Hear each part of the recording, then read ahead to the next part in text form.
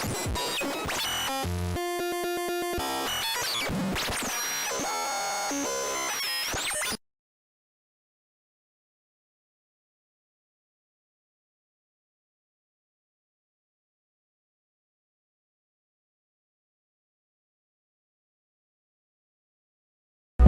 name is Cerebral Tackle, I'm a fishing nerd. Casting lines, catching dreams, that's my word.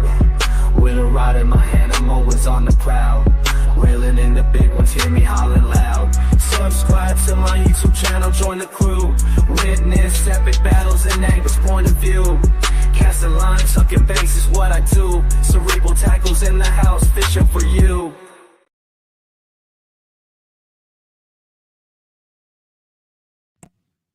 Hello, everyone. Cerebral Tackle here with you today. We have a very, very special guest today. This gentleman has got an absolute bass fishing media beast going. The man, the myth, the legend, Mr. Brian Carter from Basscast Radio and also Before the First Cast podcast. I know you guys have seen his fine work all over social media platforms and obviously his podcast. They have got a wonderful, wonderful thing going over there at Basscast. And I floated a bit of a question to you guys here not too long ago of whether you guys wanted to see a live stream about kind of a video or a discussion as to polygraphs in fishing. And you guys resoundingly said yes. So fast forward to a couple weeks after, I actually had seen a letter to the editor posted there on Basscast or Basscast Radio site. And it kind of echoed the other side of polygraph tests from where you guys know that I sit. So I admire this gentleman's work. Thought we'd bring him on, have a good discussion, involve y'all's questions too.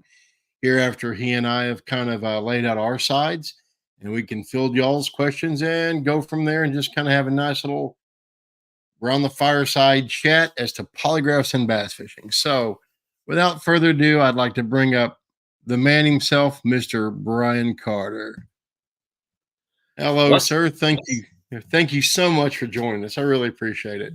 No problem, man. Thank you so much for having me on your show. Really appreciate that. Man, this is only like the second or third one of these I've done. So pretty appreciative of you having me on. So appreciate you. Well, let me tell you, I've seen the video version, of the end of the podcast that you guys have done, and y'all are the seasoned vets. I'm the noob around. Come on here. now. It is just fun to be able to have this discussion with you. Here, like we had talked about here a little bit ago, I saw that wonderful letter to by the way, guys, letters to the editors are a complete lost art form. Yeah. And the ones that appear on this gentleman's site are absolutely phenomenal. And I saw the one about polygraphs and bass fishing. So can you tell us a little bit about and kind of that side, tell us the story of how that letter came First of all, just a little bit about me. The basscast.com has been around for about a decade now. And I have seen it all in bass fishing, from the elite side to the pro side to the local side. And, it's been a heck of a ride so far. And a couple of years ago, we did start Basscast Radio. And then about 2 months ago, we started Before the First Cast, which is our latest. It's just a 15-minute podcast that we upload once a week on top of our hour-long show. But the letter to the editor, that is something we started about 2 months ago.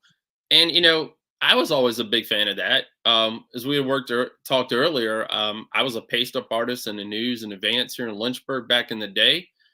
And, we used to see all the letters come in that people used to write. And it was just really cool to get other people's opinions. And that's what's behind the whole entire thing is, we're not here to push buttons. It might happen, might not happen. But we're here to start a conversation because I've heard the chatter at every fishing tournament. I'm not coming back. The payout sucks. I'm not doing this. This is awful. These people awful. Guess what, guys? Next tournament, I see you standing there. You're right there in line with everybody else weighing fish. Bingo. So, so, I thought that we would do a letter to the editor. I mean, that way you could write in your opinionated, column and say, hey, we did one on, payouts getting, not payouts, but, entry fees getting really crazy. Fizz and fish. We've done it's been a whole lot of them that we've posted on there. But this is one that we posted about lie detector testing itself. And, we come from all sides of it. The basscast.com has a kayak series as well. And this letter is kind of played off the kayak series that we have here. And we don't do lie detector tests on the kayak series, but we do allow, oh, that's pretty cool. We do allow our anglers to, after the event, if they got a complaint, they can send us a letter or something like that to avoid that. And that's what's in the letter. Emphasizing cheating. And, we hear that all the time about cheating in bass tournaments. And I've seen it numerous times. I mean, we've had the Big Bass Tour here on Smith Mountain Lake. And guys, I want to say the first 3 to 4 years that was happening, I showed up and somebody was sitting there in handcuffs. Say no lie. I mean, failed the lie detector test. Gone. So, I mean, it's just like, me and you brought up the walleye situation. That, and this whole thing, and that's why how this whole thing came about, was because you spend so many hours in the sport, building the sport up and trying to keep it, clean, cheat free, no issues whatsoever.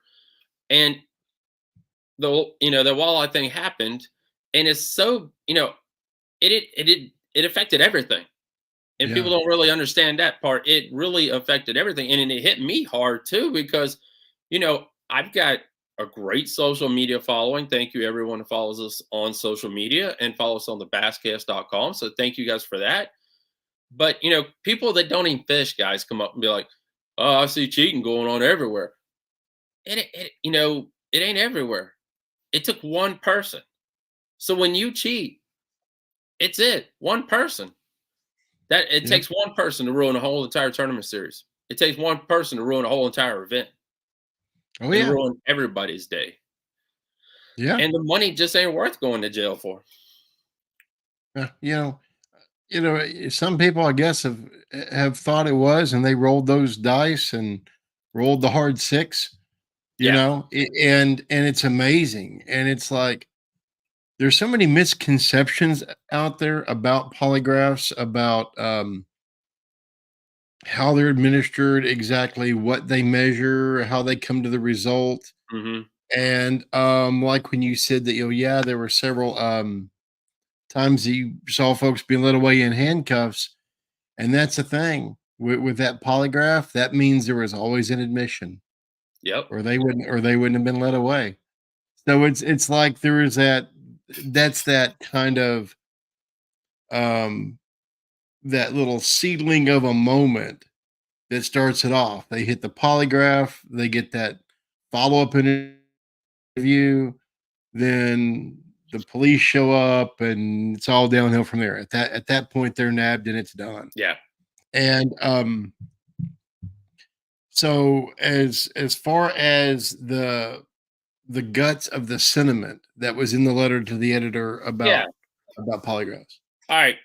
First of all, I want to emphasize that I am all for maintaining the integrity of competitive sports, guys, and this including bass fishing. Cheating or bending the rules not only, I'm not the best reader, I ain't gonna lie to you guys, undermines the spirit of the sport, but also takes away from the fairness that every angler deserves. However, I have reservations about relying on lie detector tests as the means of ensuring fair play, guys, in the tournaments. These tests are far from foul-proof, and we all know that, and can sometimes produce false positives or negatives. People's stress levels can spike or various reasons unrelated to deception. And we've, you guys have all seen that too. People never taken one of these, go in there, and they're nervous as all get out. And hey, guys, I work for the military. I've had a couple lie detector tests myself, and they don't ask you questions about the event. They ask you other questions. And I mean, it's, and if you know, you know more about that. So, it's some of the questions they ask you just off the wall, but that's how they get you, man. On the flip side, experienced individuals can sometimes manipulate their psychological response to deceive the test itself. More of the use of lie detectors can create an atmosphere of suspicion and mistrust among competitors. And this is probably the most, like I was saying earlier, this is probably the most important part that's hurt any sport out there is, like I was saying earlier about the walleye thing. When you do something like this, it affects everybody. There's a guy I listen to all the time, and he talks about everything that you do matters. Every move you make, every action you take matters, and not matters only to you, but to other people. And that's what we had the walleye thing. And me and everybody else that was in the media had to listen for until it finally fell off fell off the map here about these guys, cheating. And but we all know when it all came down to it, they lost their boat in a slap on the hand, and that was it. Yeah, I mean, our channel did do a bit of a letter to the judge involved. The prosecution's offer was weak, weaker than Yeah. tap water, and included no jail time at all. I mean, they ended up Nope. getting like 10 days, but one of the questions I asked the judge was if he fished, if he grew up fishing, if he got to experience that first fish, if he's passed it on to his kids, etc.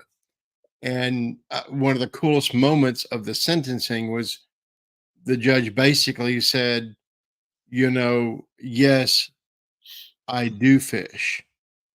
And it was like it was directed right at us, And so at least it went from the complete, those guys went in that courtroom that day thinking they were walking out and they didn't go home, which is good. Not much jail Right. time, but it's better than nothing. And Yeah. some of the other parts of the sentencing also increased as well. So it's a small monicum of a victory, but a victory nonetheless. And different states handle it different ways. But Yes. that's why we have that wildlife violet or compact that they go into, where it does follow them and tries to prevent them in a lot of cases from getting fishing licenses anywhere else. And those kind of things. It kind of shuts that down. Now, with that said, to kind of from the flip side, to touch on a few of things first, as far as sowing the distrust amongst other anglers, that's absolutely without question a valid, Yes. it's a very valid point. The trick is, as you know, being around the sport as long as you have, and especially being in the media, the rumors are always there.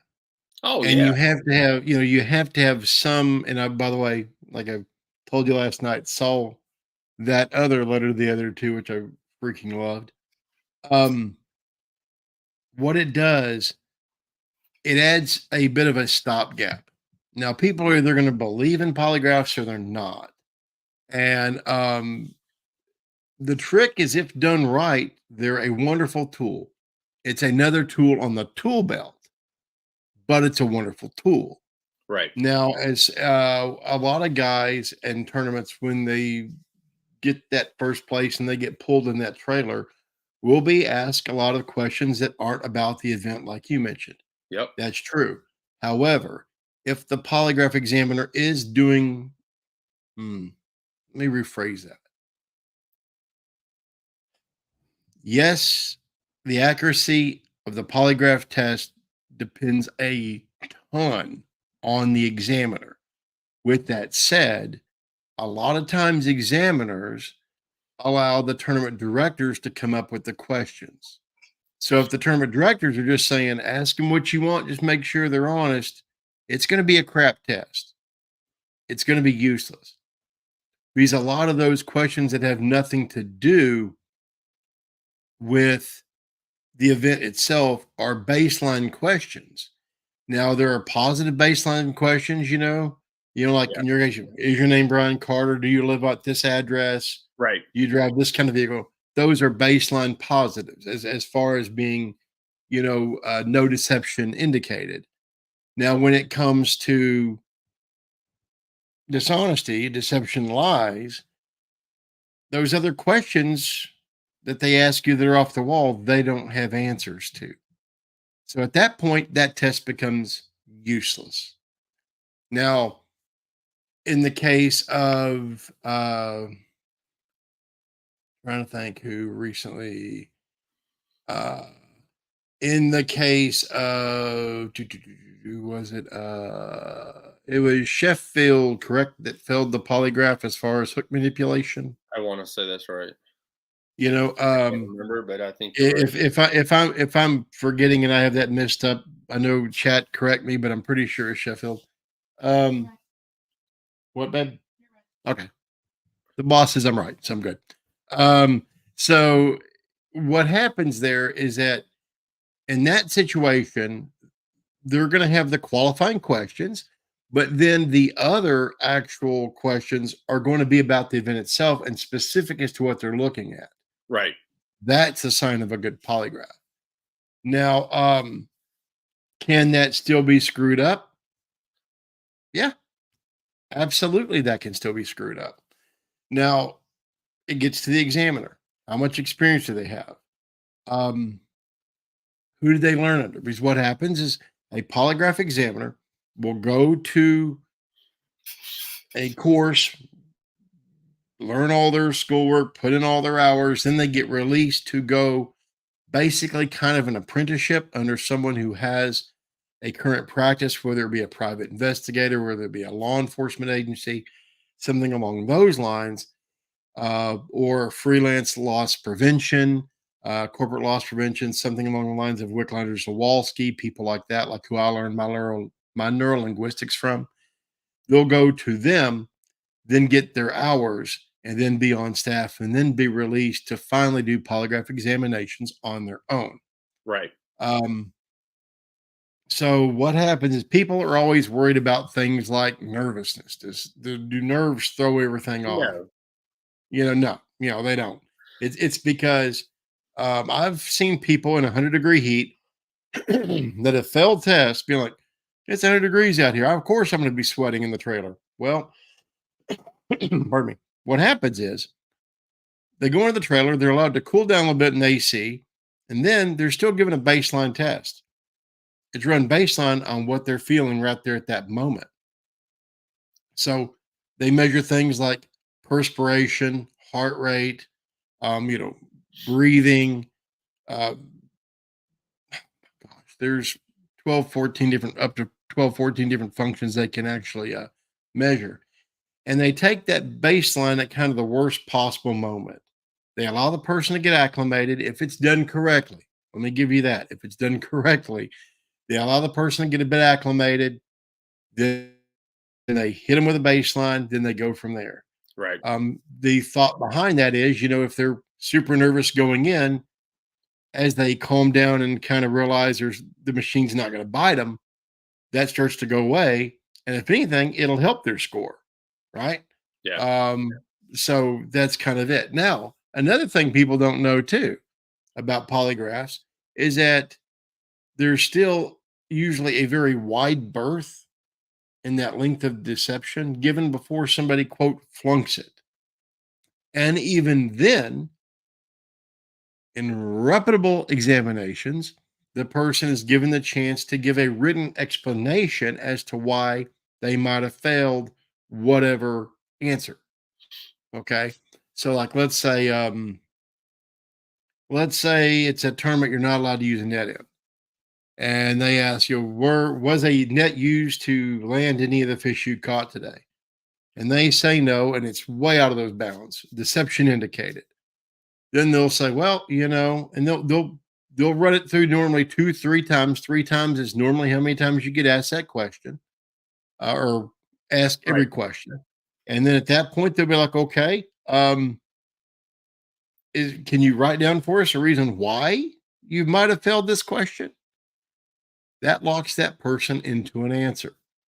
Then theoretically, that person is supposed to go through a nice face-to-face interview as to why they might have failed that and as to their explanation. That's where it's determined whether the person is being truthful or not. And normally it's at that point, they then know they're busted. They'll give a confession. Then you see law enforcement show up. They get the bracelets and they're marched out. Right. That's how it's done most of the time. Don't get me wrong, guys. There's lots of examiners that are not reputable. A lot of guys are still employing some old school tactics that don't work. When I mean that, questions that like I've went into with some of the walleye videos, guys. Questions that have, like Brian was talking about, have nothing to do with the event. Yeah. Some really outlandish, crazy questions. And that's because some of these older questions are deemed as being related to deception, and science has proven them, and psychology has proven them not to be. And anyway, it's a thing. But so when you hear somebody say, I had a polygraph, you don't believe what they asked me? Yeah, probably true. So anyway, I hope that kind of helps out with a little bit of the mystique behind the test. They're not the end all to end all, and that's why they're not allowed in criminal court. They can be allowed in civil court if the judge deems it and parties agree.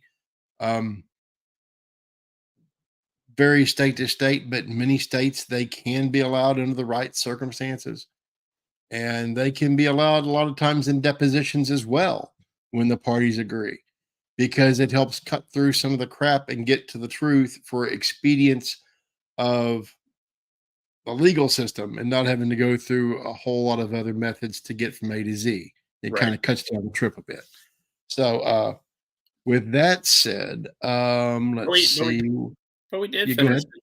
But we did finish it up, some ideas and thoughts that, on maybe ways to, make it a little bit more, if you are caught cheating or supposed caught cheating, like in our kayak series, we allow our anglers to, if you think somebody broke a rule, you have within so many hours after the event to submit a letter via email to us, and then we'll go back and do the research, and if we have to eliminate that person, being a little bit more stricter on the elimination scale, where instead of it's a slap on the wrist, it's just you're gone, man. I mean, it's thanks for Yeah. fishing with us. We can't trust you, and we appreciate you being a part of the basscast.com.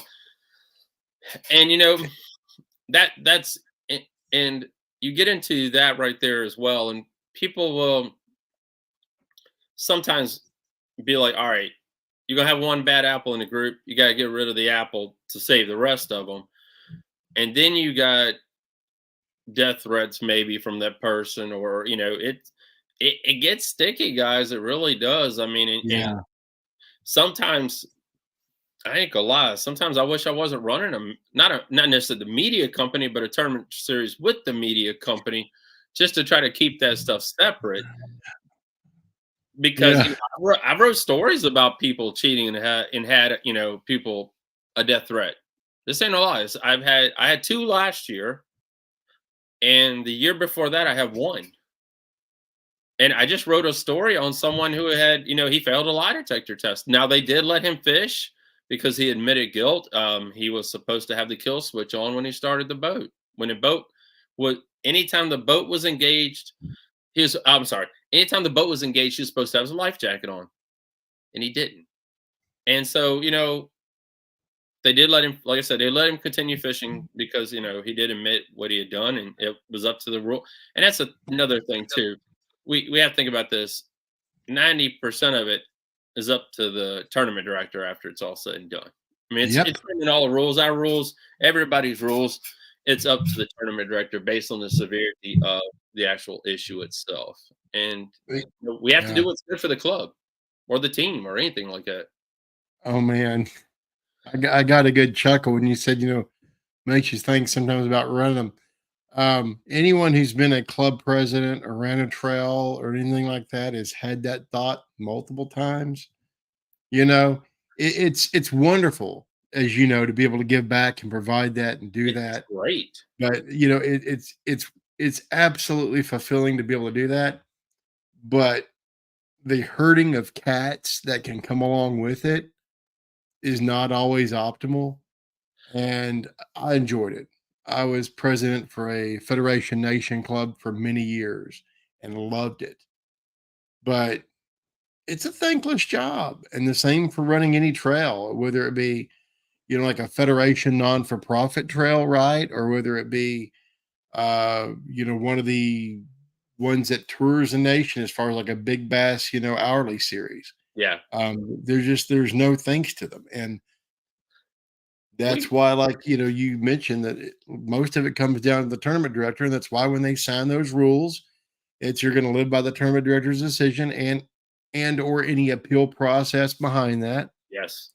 And that's why when all these anglers come out and say, I'm suing, I'm suing, I'm suing, I'm leaning back going, no, you're not. You know, it has to be actionable. And any lawyer is going to take one look at that and say, well, that's your signature. You're screwed because they know the amount of money they're going to put into it to try to get a result is, you know, you're whizzing away the pot. we read something early in the year. The average tournament director lasts about 3 years. That's the average tournament director in the business is 3 years. That's it. Because and we have a tournament director here who just retired a year ago, and he's been doing it, good gosh, I know 10 years. So I mean, he was like, you know, one in a million. But he was an ex-cop. He didn't mind putting up the crap because he knew he was going. He wasn't an ex. He was a cop, and so he didn't. You know, nobody was going to mess with him because he knew what was going to happen. But a regular Joe Blow guy, you know, people get upset over anything these days. You know, yeah, and I'll tell you too, it's you know, I can understand why they gave him some extra longevity. I do. But I was laughing so hard because if the average is 3 years, the fact I lasted, what was it? 9, 10, 11. Yeah. I lost track. If that tells you anything, Wow, that really just makes me want to do my Rocky run right there. yeah, that's pretty Um, good. I mean, don't get me, there were times that there were times that I wanted to tap out. But, you know, when I found this particular club, it had a lot of older gentlemen in it, and there was a bunch that just wanted to ruin it and kind of take it away from them. And I had recently lost my fishing home, so to speak, a place that I grew up fishing had just literally been demolished. Oh wow, And I felt like it was happening to somebody else on kind of a different level than it happened to me. And yeah, I didn't want it to happen to them, if that makes sense. So I just yeah. stepped in and said, I'll take the flogging, give it to me. And I'll never forget when my very good friend said in the audience that night after the vote and after everybody dissipated, he was one of the people left there at the meeting hall. And I look out and he's just staring up at me. And I said, what? And he goes, congratulations, dummy. You know, and I'm like, yeah, thanks, appreciate it, you know. And little did I know how true those words were. You know, I found out real quick. But anyway, let's see. So I guess you know, yeah, it is the kind of thing where I know there's a couple good questions over here. Oh, awesome. Let's see. Let me scroll back up here to Mr. Money Bass, partner in crime, bad man. Is there a directory that tracks cheaters when caught? I have Yes. no- I Go mean, ahead. yes and no. I mean, Yeah, not like just straight. If they make it into the wildlife, the interstate wildlife violator compact, that's you think they could shorten that. yes. If they make it into that, like if they end up getting criminal charges, yes, there is. Um, as far as just straight uh tournament, you know, like things, like you talked about, whether it be life Mhm. jacket start times, late to weigh in, all the other plethora of things that are in the rules. Not so much there. Um, that's interesting. That would be fun to have. Um, Money but bass, there would, that's, like you were saying, that it for here, it ends up being one of those things where, and that's another thing that could get you in trouble as well, because let's say I cheat in your tournament series, then I come over there and fish with me. And it's kind of hard for me to say, I don't want you, even though I know you've cheated in 2 other tournament series. So when it usually gets bad enough, you guys all know bass fishing is a tight knit family. And, he gets around. you know, when something bad happens, the iPhone blows up Oh, and they all blow my phone up. And I know who you are before the night falls. And they are telling me, you got to go. So, I mean, and yep. then it becomes, I'm sorry, just like, like we saw with cheaters, stays with you forever. Just like the Oh, walleye yeah. guys. It's with you forever because you will never build it. You'll have to go somewhere else, way somewhere else to fish. Because everybody around here is gonna know who you are. Yeah. I mean, it's amazing that, I mean, I never got directly contacted by the walleye guys after my numerous stories on them, but I did get contacted by one of the gentleman's sons. Oh. Um, the son that was with his dad the night of the passing of the fake $100 bills at the bowling alley, Mm. and put a message on one of my comment sections. And I immediately started reaching like, this can't be, there's no way. And it was him. And, but I'll hand it to the kid. He was respectful in how he handled it. He didn't come at me hot or anything like that. And I thought he was going to. I made That's the awesome. obvious assumption he was coming in hot, but we just kind of chatted back and forth and then, let it slide. That's awesome. It ended up that his TikTok was blowing up and he couldn't figure out why. And it was because of the story I did on him and his dad. And because I'd mentioned his TikTok in my story. Oh. So people were going like, why in the heck am I getting all this traffic on my TikTok? And so we started searching for stories on him, found my video, and his post was like, so you're the reason. So anyway, that was kind of awkward, but it didn't get crazy or anything, which I Good. was surprised, but I was pleased. But like you said, fishing's tight knit. You hear it gets around. There's always those folks, as have those suspicions surrounding them where they've never been caught, no one can prove anything. And sometimes, as too, that's just the person not being liked for whatever reason. People will gravitate towards certain people they want to kind of bully or not like, and they'll get a bad rap for no matter what it is, and that'll go with them. So you're right that we have to be careful on a person just going from event to event and not getting the axe. It's better off to be go under the radar, you know what I'm saying? Oh, absolutely. I mean, Absolutely. Absolutely. and there's there I had someone, this is funny, we talk about this. I had someone at the Big Bass Tour come up to me and ask about an angler, and they're like, "Why is this dude hated? It's too much of Yeah. that." And Yeah. it's not because he wasn't a bad angler. He was a good angler, but he had too much of this, and nobody wanted to hear it.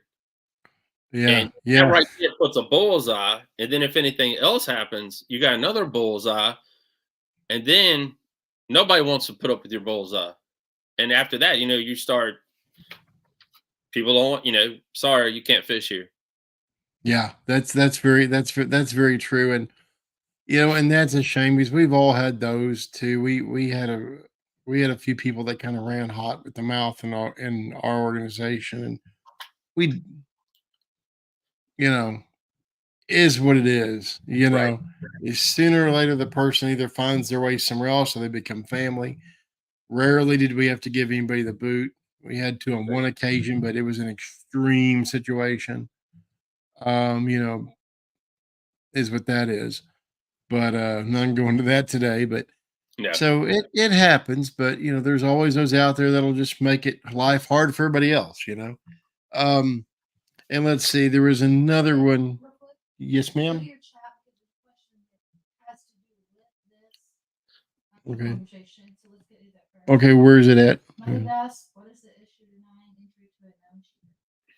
Oh, very good. Money Bass is another one. Yeah, and by the way, if you don't mind, here in a moment, I'd like to bring up Money Bass, if that's good with you. Yeah. Yeah, as well. Join the conversation. He's a very good dude, great channel. What is the issue with denying entry to a known cheater? There's not, right? I had to do it the first of the year. I was called out. Like I just said, I was called by a tournament director, and no, it was last year. I apologize. Last year, I was called by the tournament director after the event that the anglers fished the tournament. I want to say they were second or third. I couldn't remember where they finished, but they did finish in the money, and they had been known for cheating in another tournament series, and actually had the game warden called in. And I had to literally text message both of them, said, "I'm sorry, you can't fish with us anymore. We appreciate you, and this is why." And they didn't come back. So, I mean, it worked out. I didn't have to do that. What I sent to them in the Yeah. letter I sent to them was enough, saying thank you, but no thank you. And, because, like I said, you either got 40 boats after you or one boat after you. You'd rather have the one than the 40.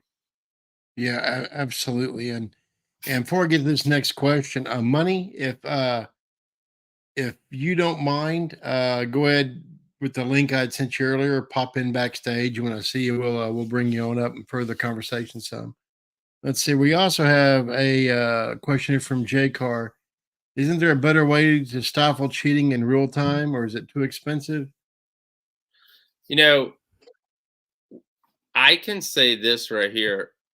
The catch and release, Major League Fishing. If you don't want to do the catch and release, we have the kayak fishing rules, which is the bump, measure, board, indicator card number. All your fish are caught that day, because if any of you guys ever fished one of those tournaments, and we have a couple different series. I know one here in Central Virginia that does the bump, board, catch and release. So, and we have a Major League Fishing style here, and they randomly pick you a partner. You don't fish with your partner each time. There's no partner. It's 6 boaters, and the 6 non-boaters go in a hat, and they're told, hey, and you can take a photo. The guy when he holds up a fish. I mean, everybody, we've all weighed enough fish and seen enough fish. We know what a 2 to a 5 pounder weight looks like. Yeah. I mean, sometimes it's pretty daggone close. It's getting in there really close, but we know what the difference between size fish look like just by photos. So yeah, they're and Tourney X does have a regular. They have their kayak series, and they have their boat regular boat series app, part of their app, and it can be implemented as well. But you got a lot of older anglers who would not don't even know how to use a phone. Hate to say this, but don't know how to use a phone, especially a smartphone. And they would probably be like, "Screw you, Brian. You don't trust me. I'm gone." So Yeah. it really is. It really is a fine line, and sometimes pretty hard to determine that line that you want to cross on it. So, and you can get into that a little bit more when the money gets bigger. If it's a 500, if you win in $1,000 or less, whoever wins it, if something comes out bad about it, or something comes out, the boys are usually going to take care of it themselves. Yeah. Usually I don't have to do it. The boys are going to take care of that. And I mean, the boys is all the anglers who are fishing. Oh yeah. They will take care of that themselves. Oh yeah. I usually don't have to worry about it. He might drown, but they might take care of it. Yeah, right. And yeah, exactly. I mean, it's like, as far as like the bump boards, I was hearing some stories coming out of a few locations, especially when the photographs have to be taken, about Yeah. manipulation of the angles and everything like that, and manipulation of the boards. And And it's Yeah, that there's happened about 2 or 3 years ago. yeah, it's like where there's a will, there's a way to cheating too. There's always going to be somebody trying to hit, not even a loophole there, trying to hit that dark spot to make it happen every time. And, people were saying cameras everywhere. It drives me crazy. Like on the Sheffield thing, when I went back and I reviewed the video, um, one of the commentators said, and I about spit my drink across the room when each commentator had something different to say. At the time of the fish in question, when he was leaned over the boat and had his hands right down there at the side and half his or at least front half Yeah, his body up out of there. yeah. It was funny because one commentator said, Money will be joining us here in about 10 minutes. One of the gentlemen said, the boat official's going to want to look at that. And then the other guy says, this being championship day, I'm paraphrasing, this being championship, we have our most seasoned, boat officials in the boat, and they have the ability to see in the water. And I'm thinking, no, what X-ray vision do they have to see through the angler, through the hole, into the water and see that fish? It was cute in the moment to say, crap. We know how this looks. Cause they were astute enough to figure out how it looked and then to try to rush out in front of it, but they didn't have their game faces on. One went this way, one went this way, and kind of split the middle. And I was laughing because cameras won't solve it all. There's not enough anglers, and there's there's not enough angles, not anglers, not enough angles, things like that where a fish isn't landed with a net. It's there's always going to be something. That whole event ended up being a cluster on the back end. It was a good event on the front end, but on the back end, that whole entire event ended up being a cluster. I mean, we're catching ABC fish. We're catching fish twice we weren't supposed to catch. I mean, there was a whole lot of you could have wrote about that event. I mean, and videos were popping up left and right on social media. I mean, it was like, come on, guys, and that's the thing about Major League Fishing. It's however they want to run theirs is cool, but we know they have the period, a break, a period, a break, and you catch your fish. We did go the 5 limit for Major League Fishing this year, but during that break, you have 15 minutes. You can go back and start at the other end and come back there and catch the same fish again. I ain't gonna say it happened. It never really happens that way, but this event, we saw it happen that way. And it was like, it's almost like, hopefully they'll change something in 2024 regarding that rule. I think I haven't went back and looked at all of it and see if they did update the rule. But in my opinion, that right there be, okay, if you want to fish this 1 mile bank in period number 1, and period number 2, you got to go. You got to go find another 1 mile bank. So you better find you 3 or 4 different locations that you think have fish on it so that you're giving them time, this fish, and I ain't gonna say someone else won't come in and catch them. But at least, it don't look, suspicion is what it came down to, a lot of it. A whole lot of it. And it's, to me, I have my own hot opinion on MLF as a whole. Yeah, I think this is one of the things. To me, it's all about looking downfield. About Jay Carr and I talk about this a lot, about what are all the possible outcomes of decisions, just looking downfield and trying to do all the ands, ifs, buts way down. And when MLF, when the brainchild was first threw it together here, there had been a couple of weather events happened in BASS where they were upset that things were canceled. Right. You know, the days were knocked off, and there was a bunch of huffing and puffing over that. And they had kind of had the thought back in their heads of doing this. And in my opinion, it kind of pushed them over the head. And like, you know what? Screw it. Let's go do our own thing. And so then there was the dividing where there was a most of the best anglers in MLF and a bunch of guys named Bob back in Bass. And or at least like the majority of like the D&E groups, right, kind of got left behind. And now they're up in the A and B groups. And it was just, to me, I kind of called one thing there. I said, once they start having everyone's safety on their shoulders, things will be different. You know what I mean? That And whole that whole thing was about the money, man. No entry fee. I interviewed Mike Iaconelli right after he went over there and did the whole Major League Fishing swap, and he went over there and they talked about the live 24/7 the whole time they're out there on the water.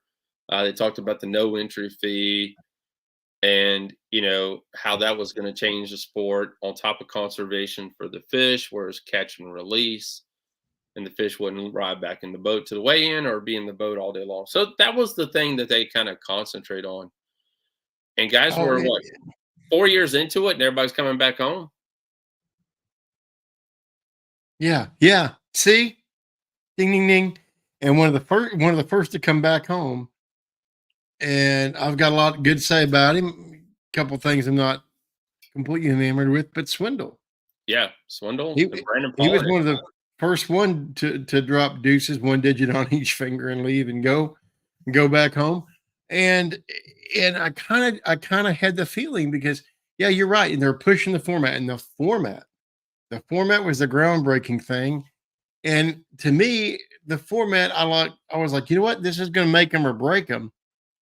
Because while it's great for conservation if done correctly, and we're Mhm. not beating up bed fish and catching the same fish twice, because when you want to talk about kicking up a mortality rate, dress that fish out twice. Yes, I mean, beat them up during the spawn.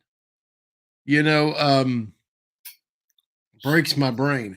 Um, so yeah, I thought that was going to be the make or break because one thing they weren't thinking about was the weigh-ins, the fans of the weigh-ins, the people paying the bills.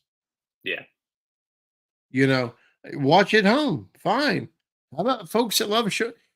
On those hourly bass tournaments, how many people show up just to be there? a You lot know, of people. yeah, that don't even fish.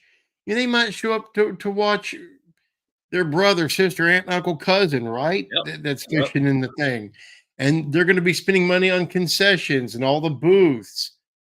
And back when You know, Federation, it was a catch-22 on it. I'm gonna get free entry.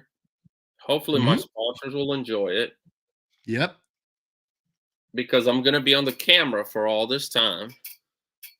But that one-on-one interaction, the only thing that did kind of, was pretty cool because Bass has gotten away from that now is for the opens. Because remember, all the opens had to be at a Bass Pro Shop or close to a mhm, Bass Pro Shop at one time. yep, And now, the Major League Fishing, they have their meet and greet at a Bass Pro Shop. It's local or whatever, if they possibly can. But that was it. That was the only interaction you had with the fans. And guys, the people that don't get the free stuff, people don't get the free tackle and don't get all this free stuff that you guys get or a discount or whatever you get, you know. mhm, So it lost that disconnection from where we all know who Kevin Van Dam is. I just thought he died for like 6 years. I'm not sure because that's why you see this. That's why we see that same beer commercial 45 times during a baseball game, and that's why we see all this stuff. And it's like, who is he? Oh whoa, he oh just yeah, retired. He came back to life. Oh my goodness. oh my gosh, and that happened for a lot of the anglers that were still household names somewhat from Yeah, BASS that went over that just didn't have the good years. I mean, I can only hung in there for a few events, But other than that, it was the same thing. People wondered where he went. He But just kind of disappeared. Same thing happened with Swindle. we're Now moving Swindle's off back our in the open. yeah, we're moving off our original topic here, but I mean, Yeah. it's like, but what ended up happening was that, like you just said, let's say I was, NASCAR race. You got 10 guys who are almost guaranteed to win every freaking Saturday, but then you got the other 40 in the field who are just there. Those 40 in the field that was just there, you want to say dropping off the face of the earth. I mean, it's like Yeah. they just literally were just there. So they say, okay, we got 50 people on the track. I mean, and we got 50 anglers fishing this tournament, or 40 or whatever it was, Yeah. two groups. It's like 25, 2020, A, B, B, C, and all that crap. Yeah. So, It's go ahead. I'm sorry. No, you're Yeah. good. I was like, it's amazing how that worked out. And if I had to guess, bass fishing is a bubble, and one day we'll consolidate. I don't know, maybe not. I mean, there's always been two heads of the snake, so to speak, Yeah. and there probably will be for a long time. But you never know. You would think sooner or later that both couldn't really, how do I say this? Couldn't really endure their breadth of their minor leagues that they have now, so to speak, to call it kind of a minor league system. Because before it was Federation Nation on both sides. Well, they have a fight over the name, right? Mm-hmm. And now you've got, the college, you've got everything else that's leading up on both sides. And it's like, well, this is going to get tighter.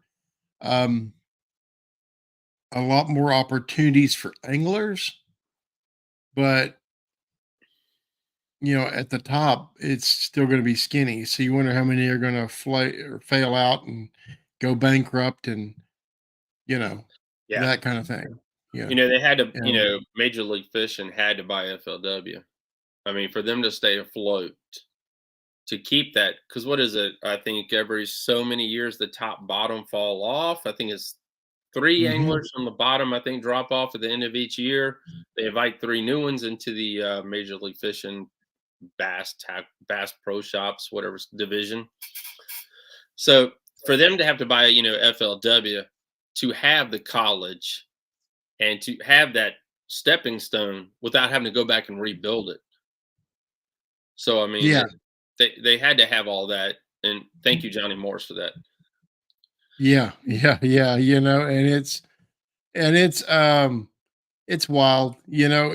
It is what it is at this point. And I mean, we're kind of, like, it's been fun kind of taking the rabbit trail, but like he said, yeah, we kind of went over the topic, but it all comes back to the rules, and following Yeah. the rule. And both organizations are still using those polygraph tests, and they're going to continue to, I'm sure, for the foreseeable future.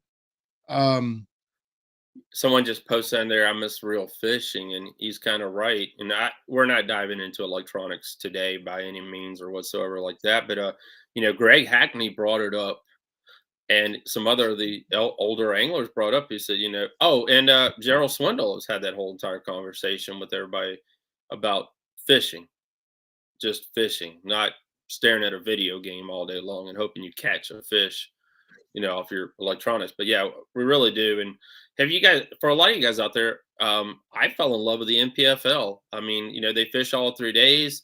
It's 5 people that run the National Professional Fishing League. That is it. It's about more than that. It's more than that to run my Bass Nation of Virginia club and do an okay job. Yeah. Okay job. Right. Oh my gosh. The NPFL does a heck of a job with what they have over there, and they got a heck of a setup, and they're doing the best they can, but it's just another outlet for people to go back 9 to 5ers to have an opportunity to take home $100,000 and fish. I covered the one gentleman out of Texas that had the disqualification when he realized he didn't have the fishing license there. Yeah. Boy, that hurt. Now, Most situations, I would be throwing a penalty flag, especially on that no fishing license. My people know me on that. In that situation, um, it's setting up the way he described it. It's plausible. You know Yeah, what I mean? It's like yeah, you get into town late at night. You're trying to get your stuff put up. How many of us have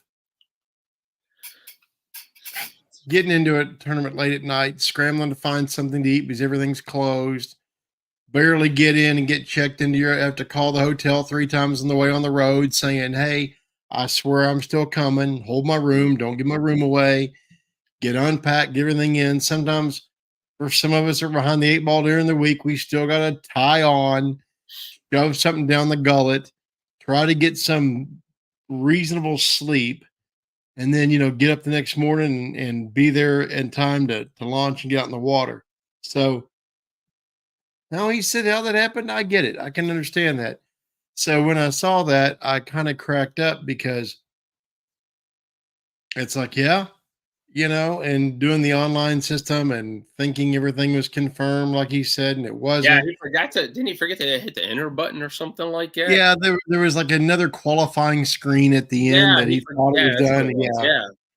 Yeah, And it's what do you do? I mean, that can happen, but you know what? The fact that, in the stories of bringing all back to polygraph and lie detector, from my like background of corporate loss prevention, plausible story. I would hear that and I'd be like, yeah. There were things we heard when it come to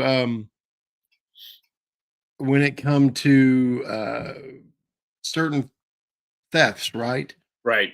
Where a person accidentally did something. Those are the kind of things you hear and you gauge body language, everything back and forth in real time. It's like, okay, yeah, crap Yeah. happens. You're good. We can all laugh about it. And then, when you're getting, bloke smoke or smoke blown up and that's a whole different story. But with that guy, I felt bad for him. I mean, it sucks. But You know, the fact they only have 5 people run that organization, Awesome, nope. Joe. Yeah, I mean that's huge. I would no, you know, Federation Nation organization of 40 members, that's tough enough. I You know, think you we have know, 200 members here in Virginia. Yes, Jay Carr, I am from Virginia, by the way. Yes, well, I think we have about 200 members here in Virginia, so it's a whole lot to do. People don't yeah, and understand that's that part. They all think they can just show up to this tournaments, all everything is great, but they don't see the behind the scenes work. So oh, yeah, unless they've done the job, they don't know. no. They don't know. And I mean, ours was a club of 40. Hmm. In the state we had, I mean, our state championships had 400 anglers. Holy cow. Yeah, That's that was our top 6. wow. Our top 6 had that, and, it was fun. You wanna talk about a zoo. Woo! That was a Mm, zoo, mm, mm, mm. and, but I loved it. I loved it being from the back of the boat. That was its own unique thing. Didn't mind the random draws. For the most part, drew some wonderful guys still friends with to this day. That's But, awesome. yeah, and that's another thing. People see the polygraphs and they think go ahead and come on in, Money Bass. Go ahead and pop on in, brother. We'll get you right on in here.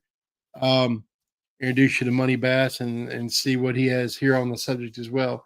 It's the kind of thing where a lot of folks hear the negative, they take the negative to heart, and You then hear they're a like, lot, "Well, like you said, you hear a lot of anglers talk about it, and it's like, oh man, they're doing a polygraph test. So now I got to wait around 10, 15, 20 more minutes for a paycheck and to get paid. And they sit around for another, most times it's longer than that, to be honest. It's usually about a half an hour extra longer. You got to sit around. You've already been out on the water 8 hours, but it's just because it's the money. I mean, when we're talking 5, 10, 15, 20, 50, and $100,000, we got to make sure everything is correct and it's going to the right person. That's the main thing.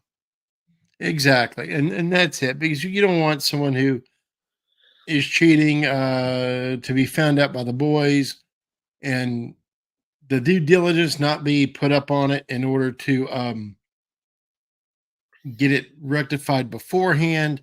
Then you lose a lot of members, then you get a bad rep, and it goes downhill from there. Because as I know, there's been lots of trails that have been ended by that. I mean, it almost took out the walleye guys.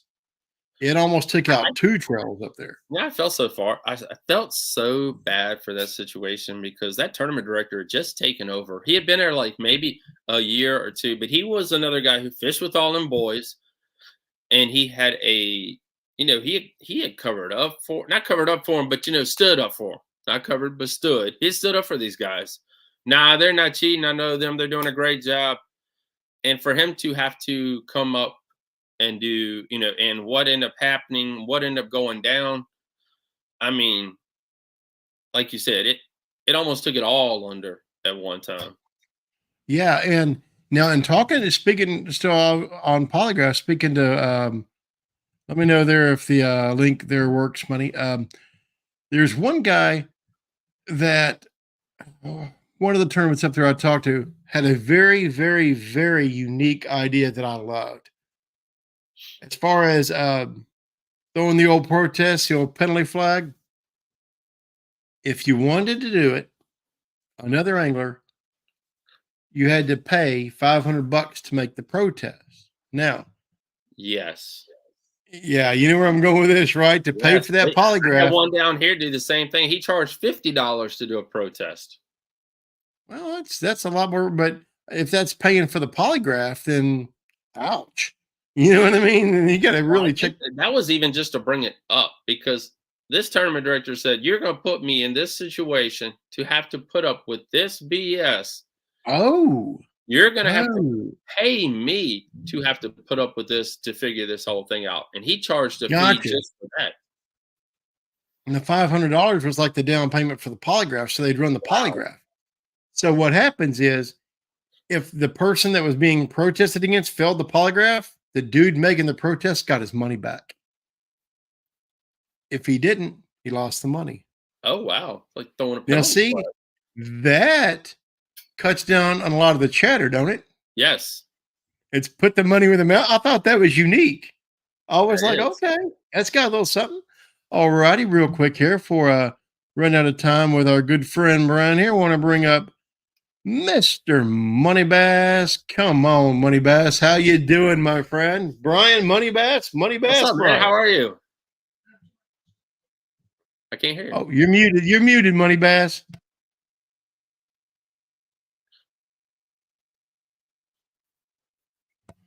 All righty. Just 1 second. Yeah, see, I'm going to take a moment to throw my buddy under the bus. That's how we know we got Money Bass on, because we got technical difficulty.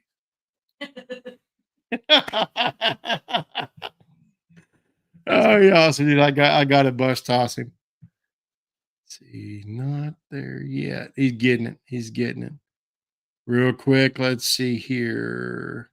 Got a couple of questions from Riku here. Let's see, what do we got here? Has there been more than one shooter caught in a single tournament? What's the most? Let's see. There's running Kaminsky with the walleye, but any other than that? I've never seen more than one. Now, I've seen a team. Yeah. But not more than one. Gotcha. Yeah, same here. Same here. And that would have been the running into Kaminsky or I'm sure other teams as well. Oh, yeah. But yeah, two. Can you hear me? There we go. You're back. We got you loud and clear now. There we go. All right. I tell you, he's a good cat. I tell you, I love having Money Bass on. Again. How's everything going, my fine peoples? Great. And it's so nice that I get to have you on a stream rather than you just always having my big butt on your stream. So I'm glad I can return a little bit of a favor. All right, so you can still hear me though, right? No echo. Yeah, absolutely. Yep. All right, so we're good to go. Man, you guys have been having a good discussion. I was driving and listening, and I was like, oh man, I want to ask a few questions. I was trying to drop a few in there while I was on the road. But I bet you've seen some juicy things going on out there. Have you talked about like what is the worst case that you have seen, like when someone was actually caught cheating? Because, and the reason I ask is because I've seen in other forums and stuff like that where people are talking about it, and they're like, yeah, if somebody around here gets caught doing something like that, they're gonna have some slashed tires and stuff like that at the minimum. Yeah. And try Yeah, to make yeah, I ain't kidding. So the incident last year that I had, that social media guys, I'll tell you this right now, it's good and it's bad. They posted a photo of a fish that they had caught that night. Mm-hmm. They brought it to weigh in the next day. Man, it matched the photo from the night before. Oh, that's ugly. That's real ugly. That got real ugly. Yeah, and that's They ain't always smart. That's and they had known to have they'd known to have fish in cages, and they would always go this. They go a lot of. I mean, I know every angler out there has the same spot, has a spot that they like. They call it their honey hole. right. Mhm. A lot of people ain't gonna spend a whole daggone day in that same spot or night. They gonna run around. Fishing sucks. We gotta run here, run here. But if you stay in the same honey hole and you come back with 5 real quick, Right. I'm on Smith Mountain Lake, guys. It's a clear body of water. It's tough. You gotta be the best of the best to catch them up here on this water. And for you to have 5 every tournament, I mean, you can have 5 every tournament, but you gotta be spending a lot of time on that water. Got And it. you ain't gonna be in the same place every night. Yeah. And let's see. Riku says, what's the most ridiculous thing that a person has done to cheat? Oh, let's see. Riku is very, very new to the fishing thing. She is somebody I know in real life. I've known for quite a long time now. Super, super cool gal. And let's see. There's been the old fish cages, fish barrels, fish tied up, and lead weight shoved down fish's gullets. We cut up 2 cages this year, guys. Wow. Yeah, we did. On our kayak series tournament, one of our anglers, he caught one, and he reeled it in and cut it all up, threw it back up on the bank. But yeah, he caught a cage this year. There was that story out of Texas, Robbie Rose. He I don't know if y'all heard it, how that one was discovered, but it was a Bud Light tour, hourly big bass thing. Okay. And when they put the fish in the live release tank, 1 pound saltwater weight, 1 pound. They just straight to the bottom. Fish is looking at the glass like, somebody help me. I mean, I'm gonna drown. Get off the bottom. Somebody help me. I'm gonna drown. Yeah, he couldn't get off the bottom. And people are like nudging each other like, see this crap? This fish looking distressed to you? I mean, it looks fine, but it's bulging and it can't move. And it's like, hold up a sign saying, help me. Oh, and wow. so they start asking questions, getting back or start marching back to the polygraph. Game warden shows up, things take a left-hand turn, bada boom, bada bing. So, I mean, there's that, which, J Car says, comment that the cheater should pay the polygraph fee is what I'm assuming they're caught. I agree with that. Yeah. Especially if that confession's given. Yeah. Recoup that. Wow. Guys, polygraphs are not cheap. I mean, we're talking, it's $500 to $1,000 just to get them to show up. Wow. Mm-hmm. So we're not talking. I mean, I don't have them in my tournament trail because I don't make anything. I mean, it would take all my profit to give you a lie detector test. But like we were talking about earlier, and these ones that are 50,000, 100,000, 25,000, you got to do it. So I mean, what they end up doing is when you pay your entry fee, some of that money will go to pay the guy coming to do the lie detector test. Because they need to make a profit on it. They got a whole team there helping, because the bigger the series, the more anglers got to weigh in, more registration has to be involved. And, everybody got filter release. He has all the basic stuff goes to tournament. But I mean, like I said, the bigger the event, the more the money you have to do it. Yeah. So what would you say is like a minimum, like number? I guess it would be like dollar amount for the payout. What would you think would be a minimum payout to where it would be feasible to bring in a lie detector test? I say at least $5,000. 5,000. Okay. That's my I opinion. agree. I mean, like I said, that's when you're really getting into real, you're really getting into real money.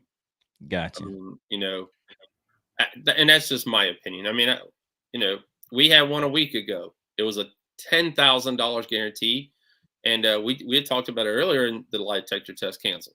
That happens, but there was a lot. It's written in all rules that a lie detector test can be given at any time. Gotcha. I want to add something in on that question Raiku had about the crazy things that have been found. Yeah. So for mine, I heard about this story, and I can't remember what channel it was on, but you guys have probably heard about it also. It was on the pro side of things, and the angler was always, I think they said he kind of came out of nowhere, but he was just always winning something, whether it was big fish or winning the pot, and then he kind of just ran up the ranks pretty fast. And basically what they found is I think they tried to watch him and stuff like that, but it didn't look like he was doing anything out of the ordinary. But what happened is in one of the tournaments, he would like pull up to a dock and he'd flip in there and set the hook. You know what I mean? He may go to another dock and come back to that dock, that kind of thing. And then so his co-angler wasn't catching any fish. So when he pulled up to a spot, he told his co-angler, like, flip right there. You have to, say flip right to that spot. So the co-angler flipped over to the spot and boom, boom, set the hook, and he got one too. So at the end of the day, when they go back, they're asking the co-angler, like, bring him to the side and like, hey, we've been watching this guy. We haven't really something seems a little odd, but we really can't tell what's going on. Is there anything that seems out of the ordinary to you? And the co-angler was like, well, yeah, he was always making very precise casts. I heard about that. Yeah, he was always making very precise casts. And they were like, well, did you catch anything? He was like, yeah, he actually had me cast and I caught one too, right? So then they continued to follow the guy. And what they did is they went to one of the areas, one of the docks where the guy caught the fish. And what they had been doing is putting barrels, like a big barrel, so that the fish could not, it was closed off, but you could pitch like a 1 ounce weight or something like that down, and it would go inside the barrel, and those 4, 5, 6 pounders, whatever they were putting in there, so they would actually bite because they haven't been fed or anything. And the guy was catching, oh my goodness, he was catching the fish like that. So whenever they ask him the questions, hey, were all of your fish, did you all catch all your hook them in the mouth? Did you, all the questions that he was asked, he was catching the fish. But so he wasn't failing the lie detector because he really was catching them. Right, he was really catching them. And then when they were watching him, they couldn't see him doing anything out of the ordinary. But when they caught him with the barrel thing, and they were telling him that he was disqualified, he's even tried to protest it, from what I'm understanding, because he was like, well, we're showing me in the rules where I can't do that. And it wasn't necessarily in the rules, you know what I mean? So I know you've heard about people riding that gray area. Yes. So that was a very, very interesting story to me. So I don't know if you guys have heard about that. You may actually know who the person was and all of that stuff, but I just heard that story, and I kind of paraphrased it a little bit, but that's pretty much the gist of it. They were catching fish in a stocked barrel that he would put under certain docks.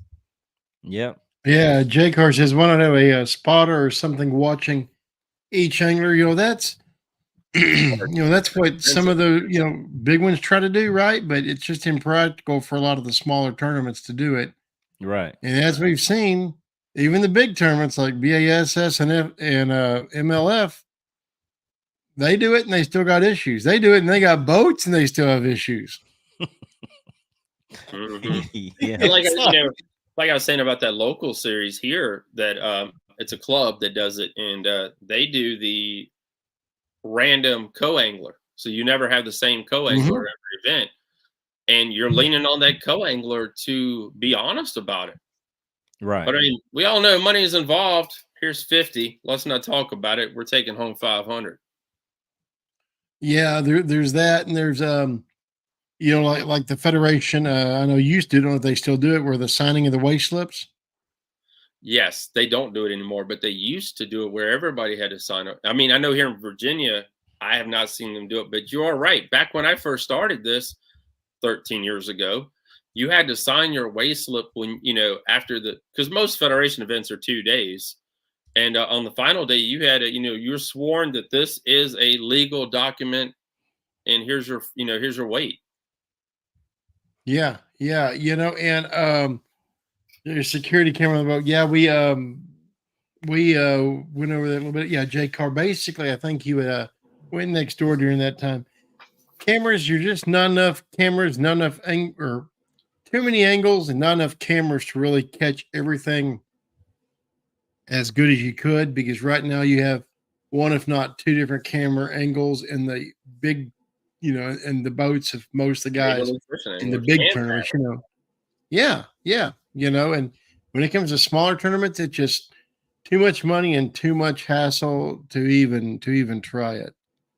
Let's see here, and it's like the signing of the wage slip was something I enjoyed because it wasn't only the cheating; well, it was the other rules too. Mm-hmm. You know what I mean? It was the co-angler's last bastion of defense. Gave him some Yeah, power. everybody knows where I'm going with this. Yeah, not that I would ever pull the trigger on it for that situation, but it was nice having it loaded in the chamber if I needed it, and you know what, they knew. A lot of them, like, some federation rules. Remember back in the day, Brian, and money back when Federation anglers, got half the day in the front of the boat. I've heard about that. Yeah, before. I remember that. You used to get, they don't do that no more either. Their funeral. Yeah. Yep. Money knows I'm hot on that. I know on that co-angler side. Me and CT butt heads on that one a little bit. Man doesn't think there's anything such thing as being front-ended. What can I say? You can't help everybody.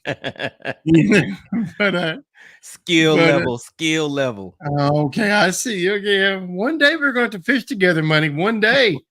You'll come on to roost. And then when we do that, listen, I want you to back boat me, or what do you call it, front boat, as hard as you can, and I bet I'll still be able to catch fish. If you're catching them, I'll be able to catch. As a co-angler, I think you should still be able to catch at least 3. So a co-angler bringing in 3 to me is equivalent to the boater bringing in 5. That's the way that I look at it. I know that's done happen now. We all know. You guys all know that it's a for here in Virginia, the co-angler it's gone to a 3 fish limit. Oh, okay. And it's a 5 fish for the boater and 3 for the co-angler. Gotcha. We didn't have enough weights to screw a co-angler. We decided we're going to really go all out. All right. Ow. Okay. Because where I was from, it was still co's versus the guys in the front. Oh. Yeah, that can't be fair though. Yeah.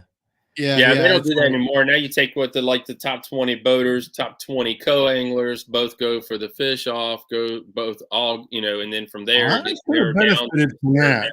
I could have benefited from that because I'll take money up on his challenge, and I don't need to run the front of the boat. I'm gonna whip you fair and square from the back and make you like it. Well, I'm gonna have to point it out toward deep water the entire time. What you gonna do with that? You know, you're not gonna be able to fill out a slip either. You know what? Sometimes tungsten has its own flight path. That's all I'm going to say. Do I need to wear a helmet? Do I have to protect? Yeah. Full on hockey gear. We're going to show them what hockey gear is first because man don't follow sports. Now that'll be battle fishing. We'll call that battle fishing. Yeah, exactly. Good old salmon streams up north. There we go. Let's see. Let's see here. Oh my goodness. Well, look, I had another question. Yeah. When you were talking about the people taking the lie detector test, and of course they're not 100%. So what if it's a case where you have like 2, 3, 4 people that are involved in it? Have you ever seen any cases like that to where they give a test to, like, say 4 people and maybe 1 passes it and the other 3 fail or something like that, or it could, even if it's 2 people, 1 pass and 1 fail type thing? I've never seen that personally. I mean, like we said earlier, I think the other anglers will take care of that. Yeah, they really, they're smarter than you think they are, and they know what's going on, and they're watching you. I mean, every time they pass you on the lake, they ain't got binoculars out there, but they almost do. I mean, it's like, I'm at 80 miles an hour, Right. but I've never seen anything that big go down before. You know, not in fishing. Back in the loss prevention days, that's where we had selective interviews of narrowing down people. Like one coworker might not want to rat out another one. Yeah. Worried about retaliation or loss of their job or what people would think of them, but they had knowledge of it, and they would kind of do the deny till you die till you get them on a polygraph. That's happened. Things like that. But in fishing, no, I've never seen anything like that either. Gotcha. You know, just like we've all talked about, you know, the team tournaments is basically that. Any other juicy questions, Money Bass? Yeah. So another one is, let's say if it's an incident that occurred, like how you said, someone may have had an incident at a prior tournament or something. Let's say a year's gone by or 2 year, whatever has gone by, and now that person wants to come and fish your organization, but they're like, hey, I'll take a test to show that, you know, whatever you heard over there was not true, and if I pass, can I fish with your organization? Is there like a time limit on these things? Of course, I think over time they may become less effective. You know what I mean? Like, not really. Not. I mean, yes, and well, not really. I mean, again, that goes back to the polygraph examiner. mm-hmm. If it's a good enough polygraph examiner, that shouldn't be that much of an issue. And I've never heard of something like that. Yeah. But it could be done. I mean, Right. it'd be up to the TD and the organization. But now on the flip side, if that person had got a bad rap for having been eliminated from wherever he's coming from for that, Right. and he takes it and passes it, it does give the TD a little cover on his behind if they choose to allow that person into that organization. Right. Push that trail. You know, I'd give that's solid questions there, Money. Keep them coming. Yeah, that's one of those things. It's kind of like a gray area, and you being the tournament director yourself, you're at. Mhm. I mean, just like we already talked about earlier, being a tournament director is bad enough and hard enough. Do you really want to add someone from the past who's banned from every club in your area Ooh. from fishing? Yeah, you know Right. that smoke. Say, hey, Yeah. we were once friends, or we were once this, and I'm gonna let you come back now. And I really want to put this weight on top of my shoulder as well. Right. Yeah. Oh, So in a case yeah. like that, I definitely, yeah, if it's like multiples, but I'm just saying, like, if it was just an incident that happened and then nothing was really done about it, it was just now became a rumor type thing, and the person comes along, you know what I mean? So That's they different. think that is something different. happened, and the And person, that's the one of the person things does where have he a has bad name. But when they come back, you know, if you were to just allow them to come back, people would be like, hey, man, I'm not going to fish your organization anymore because this, you know what I mean? But it's nothing really, there's no anything on that person, but that person is like, hey, I'm willing to take it now. I didn't even get offered that opportunity before, but I'll do That's it a now. whole different story. Yeah, that's Right. a whole different story. Yeah. Because I'm sorry, go ahead. And that, that's going to be another thing for the tournament director as well. And based on what they actually did, or what was actually, what they actually assumed was done. Right. And, it's, are you willing to take the risk to bring this guy back to put in your organization to fish? And then are you willing on top of that, if something does go down, to take the fall? Yeah, I couldn't agree with that more. And I'd kind of misunderstood the question. I mean, if it was in that situation, yeah, it's totally up to TD and how much smoke he wants. Right.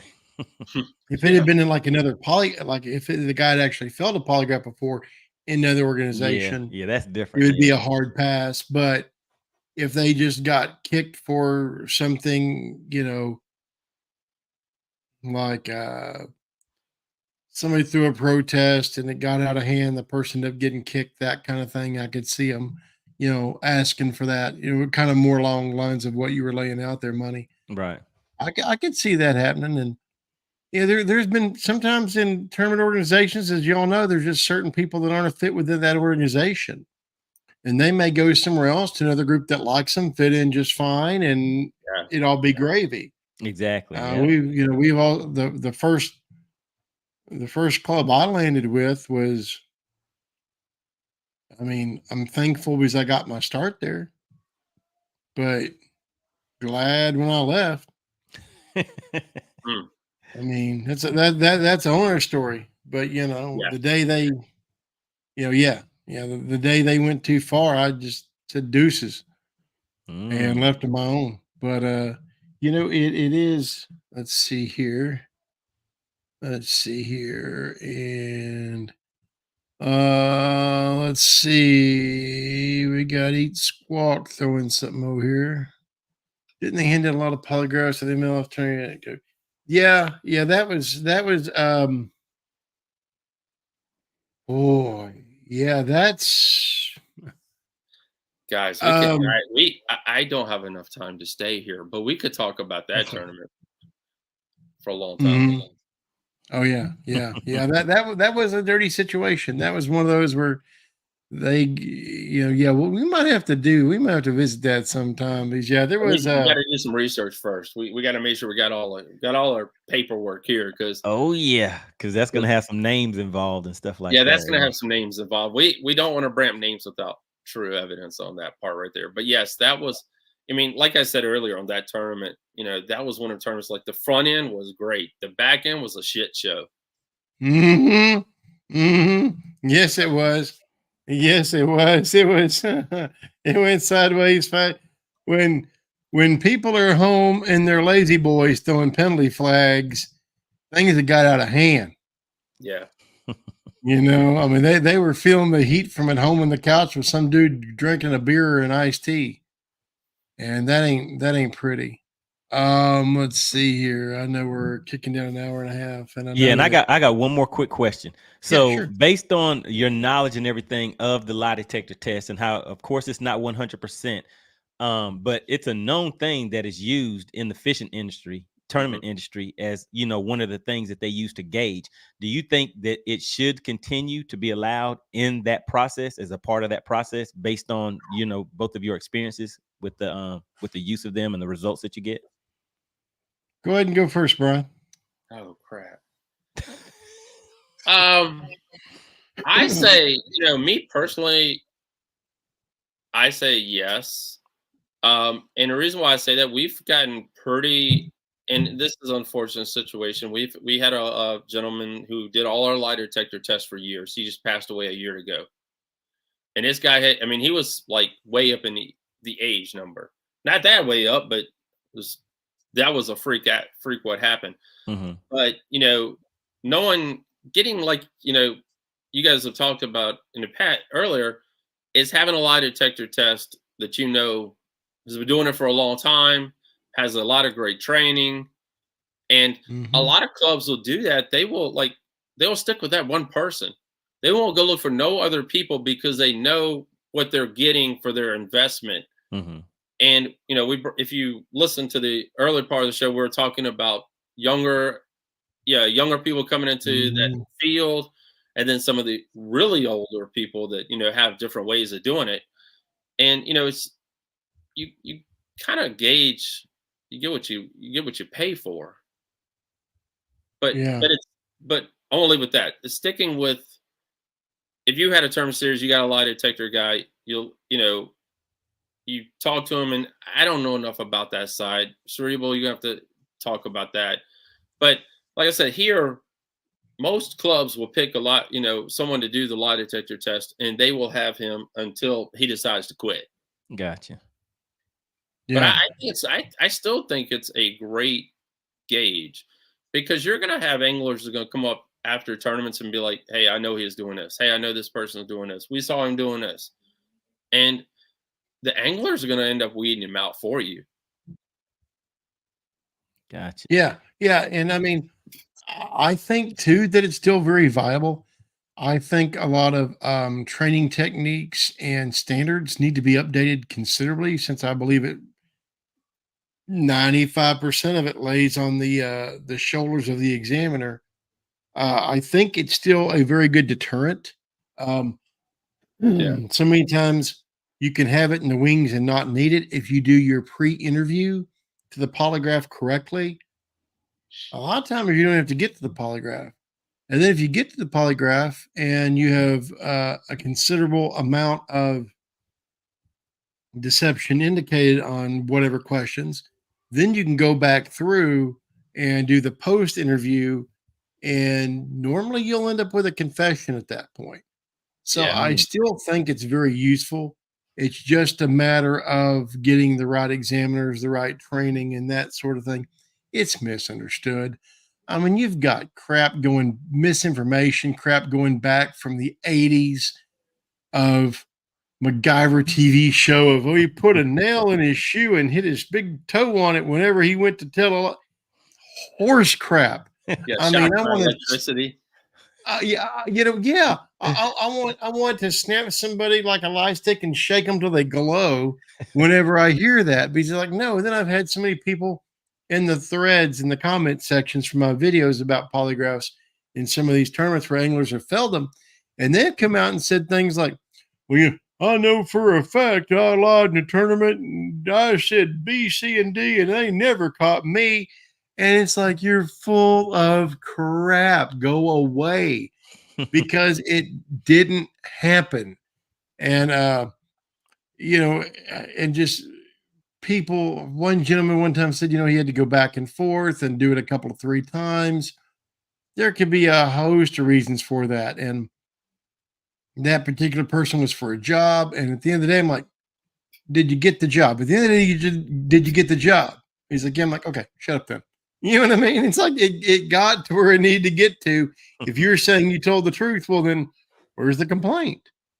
So, I mean, Yeah. it's a matter of it's a matter of the training and all the false information out of there. And, people say, well, they're not allowed in any court. Not exactly the case. Now, do I believe they should be allowed in criminal court where somebody's freedom is hanging in the balance? No. Why? Because the human on the other end of that machine. That's why. That's it. All right. So good answers. But you got anything else for us, Money? No, that's all I had. I mean, you guys have gone over a lot of good stuff. Good. Well, I appreciate it. Thank you for you had some awesome questions. I appreciate you and everybody in the chat. Thank you for coming on and joining us. And Brian, man, my friend, we got some more conversations we got to have in the future, man. I appreciate it. I plan on taking you up on that offer, a couple of those letters to the editors. I don't know. Cool. I've got a couple things I want to throw your way. That's awesome.